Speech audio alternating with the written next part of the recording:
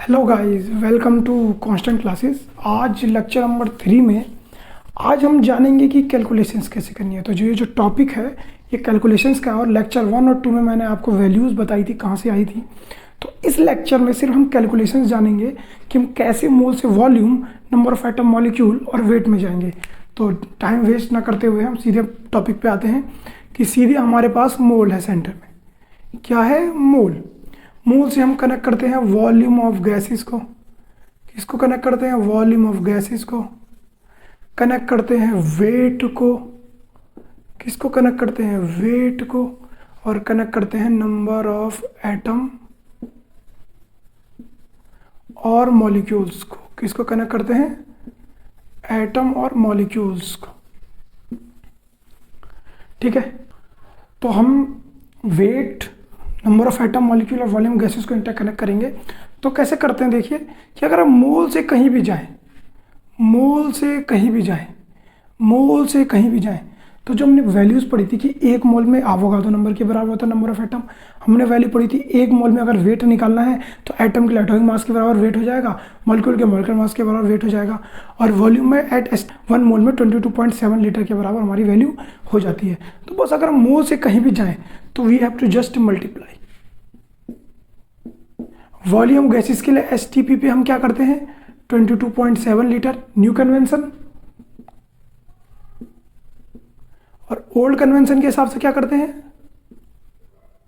Old convention याद रखिएगा आप एनसीईआरटी वैल्यूज के लिए यूज कीजिएगा, एनसीईआरटी या पुरानी बुक्स के लिए 22.4, क्योंकि एनसीईआरटी में आंसर इसी से आएगा, इससे आंसर आएगा नहीं, न्यू कन्वेंशन है। और अगर हम वेट में जाना है तो एटम्स के लिए तो यहाँ पे हम यूज कर लेते हैं एक शब्द स्टैंडर्ड वेट। क्या शब्द यूज कर लेते हैं? Standard weight. तो स्टैंडर्ड वेट क्या होता है? एटम्स के लिए अगर एटम्स है तो एटॉमिक मास, क्या यूज करेंगे? Atomic mass. और अगर मॉलिक्यूल है तो मॉलिक्यूलर मास। ये मैं पहले बता चुका हूं आपको, एटम के लिए एटॉमिक मास, मॉलिक्यूल के मॉलिक्यूलर मास, स्टैंडर्ड वेट की वैल्यूज होती है। ठीक है, तो मोल से कहीं भी जाएंगे तो आपको इंटू करना होगा। मोल से यहाँ जाएंगे तो एवोगाड्रो नंबर विच इज 6.023 × 10⁻23। ठीक है, ये हम पहले ही पढ़ चुके हैं। तो हमने जो चीज़ें पढ़ी थी ये जस्ट हम एक मैप बना रहे हैं कि उसको समझ सके आसानी से। अब हम स्मार्ट वर्क करेंगे, थोड़ा सा हार्ड वर्क देखो हर किसी को करना है, बट स्मार्ट वर्क के साथ हार्ड वर्क करना है। ठीक है, अब हमने इंटू कर लिया। अब यूनिटी मेथड को हम थोड़ा सा भूलेंगे क्योंकि यूनिटी मेथड से बहुत टाइम जाता है। अब कंपटीशन एग्जाम में जेईई नीट में हमारे पास टाइम होता नहीं, हमें क्वेश्चन जल्दी से करना है। तो हम जब भी मोल से कहीं जाएंगे तो जस्ट इंटू करेंगे उसकी वैल्यूज़ के साथ। अब जैसे हम मोल को वापस जाएंगे, जब भी मोल को कभी भी आप वापस जाएं कहीं से भी तो वहाँ उन्हीं वैल्यूज से डिवाइड कर दीजिए। क्या करिए? उन्हीं वैल्यूज से डिवाइड कर दीजिए। यहाँ पे उन्हीं वैल्यूज से डिवाइड कर दीजिए स्टैंडर्ड वेट, और यहाँ पे आ जाएगा डिवाइड करने के लिए हमारा 22.7 लीटर। एसटीपी लिखना ना भूलें। ठीक है, तो ये मैं आपको 2 क्लासेस में अच्छे से मैंने आपको रिवीजन कराया है। फिर मैं बता दे रहा हूँ, मोल से कहीं भी जाएं we have to just into, और मोल पे वापस आए तो हमें उसी वैल्यू से डिवाइड करना है। Let's take an example. अब सपोज मैं बोलूँ, अब वॉल्यूम के लिए बोलूँ कि मैं बोलूँ 40 litre of O2 gas. 40 litre of O2 gas में मुझे मोल निकाल के दो। How many moles are present in 40 litre of O2 gas? तो मोल निकालने के लिए मुझे कुछ नहीं करना, यहाँ से यहाँ जाना है। तो यहाँ से यहाँ जाने के लिए किससे डिवाइड करना है? तो पहले गिवन क्या है? मुझे मोल ऑफ O2 गैस निकालने हैं। Mole of 40 litre of O2 gas कितने निकालने हैं? Mole of 40 litre of O2 gas. ठीक है, तो निकालने के लिए मुझे वैल्यू कितनी गिवन है? 40 लीटर। तो पहले तो कुछ नहीं करना, जो वैल्यू गिवन है उसे उतार दो, 40 लीटर। अब यहाँ से यहाँ जाना है तो किससे डिवाइड करना है वैल्यू को? 22.7 लीटर से। तो ये जो हमें मिला ये मोल मिल गया। ये कैलकुलेट करने के बाद मोल की वैल्यू मिल गई। ठीक है, तो अगर हम किसी और चीज़ से मोल में जा रहे हैं तो हम इसे डिवाइड, मतलब वॉल्यूम, वेट और नंबर ऑफ एटम। ठीक है, अब सपोज भी उल्टा होता कि मोल से निकालना हो तो जस्ट इंटू करना होता। ठीक है, जैसे मैं बोल दूं 3 मोल ऑफ O2 गैस में वॉल्यूम कितना होगा। तो वॉल्यूम कितना होगा, और एसटीपी जरूर बोलेगा, याद रखिएगा ये, और नहीं भी बोला है तब भी आपको एसटीपी ही मान के चलना है, क्योंकि आपने एसटीपी ही मैक्सिमम पढ़ते हैं।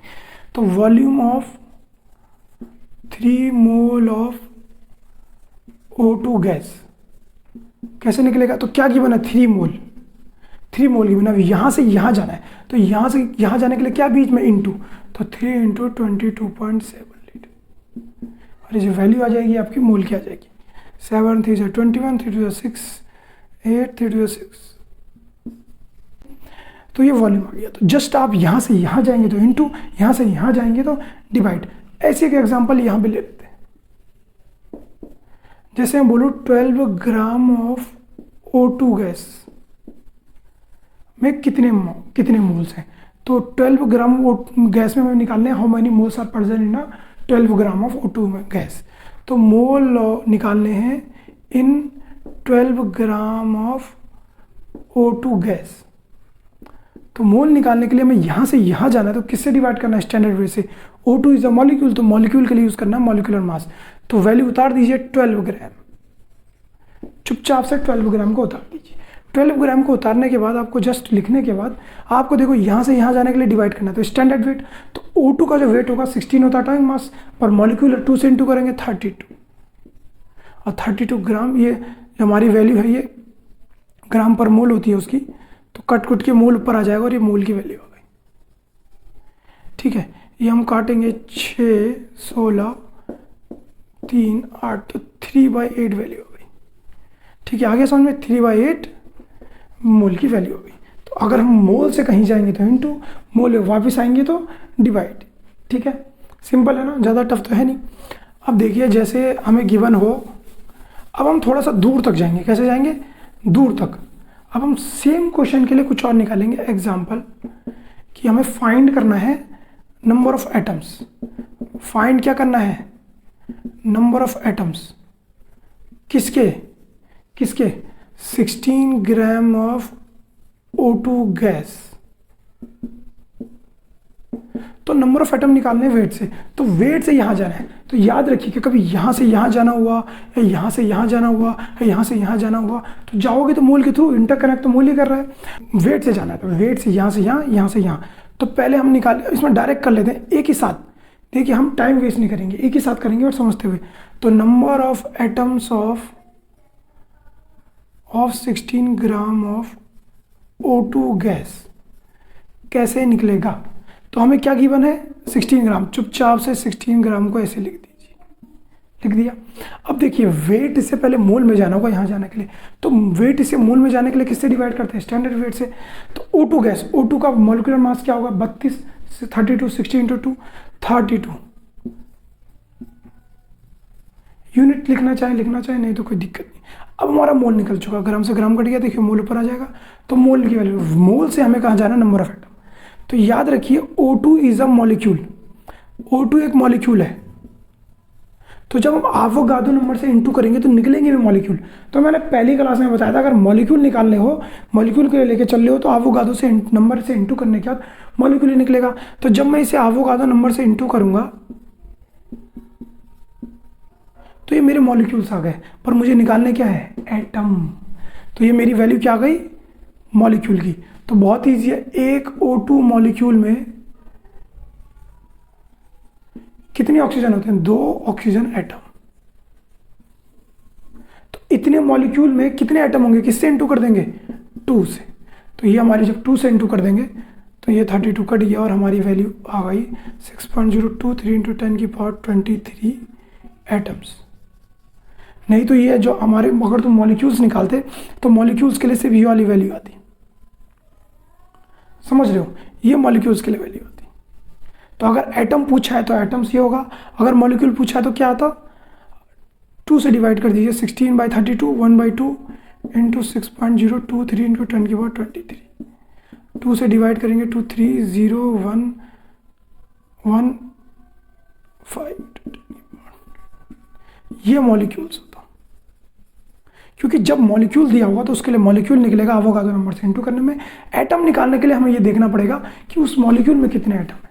ठीक है ना, क्लियर है ना। तो ये क्लियर जरूर ध्यान रखना कि जब भी तुम मॉलिक्यूल गिवन है तो जब तुम अवोगाद्रो से इंटू करोगे तो मॉलिक्यूल ही निकलेगा, और जब अगर एटम दिया तो नॉर्मल सी बात है, फिर तो कुछ नहीं करना पड़ेगा। ठीक है, अब ध्यान रखना तुम कहीं से कहीं भी जाओ तो तुम मोल से वेट में जाओगे, वॉल्यूम में जाओगे, नंबर ऑफ एटम मॉलिक्यूल में जाओगे तो इंटू करोगे, और अगर मोल पे वापस आओगे volume, number of atom molecule और वेट से तो डिवाइड करोगे। सिंपल सा कॉन्सेप्ट है, मैंने तीनों एग्जांपल दे दिए और ये वाला एग्जांपल मैंने यहाँ से यहाँ का दिया, तो अब यहाँ से यहाँ भी जा सकते हैं, यहाँ से यहाँ भी जा सकते हैं, यहाँ से यहाँ भी जा सकते हैं। तो ये तो था बेसिक कॉन्सेप्ट, बेसिक कैलकुलेशन जो मैंने आपको सिखाई। ये मैंने जो मैप सा बनाया है, जो भी ये मेथड सा बना है, ये यूनिटी मेथड से बना है। यूनिटी मेथड पढ़ते हैं ना कि 1 रुपये में 4 टॉफ़ी, तो 2 रुपये में 8 टॉफ़ी इंटू कर देते हैं, पर जब टॉफ़ी से रुपये निकालेंगे तो डिवाइड करेंगे। तो वही है कि मोल से कहीं जाओगे तो इंटू करोगे, पर मोल वापस आओगे तो डिवाइड करोगे।